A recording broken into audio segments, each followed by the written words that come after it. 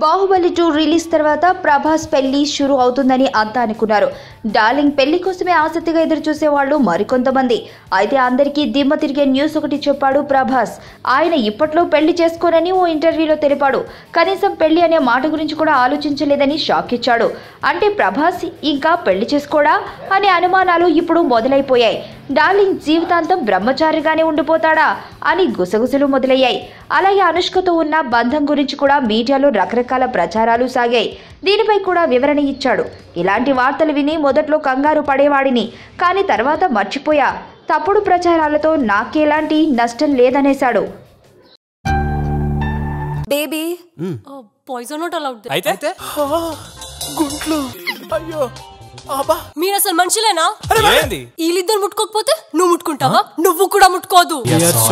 ఒక్కడికి పగిలిపోద్ది. Okay no problem. బాగా ఎక్కువైంది, పక్క తీసుకెళ్ళరా.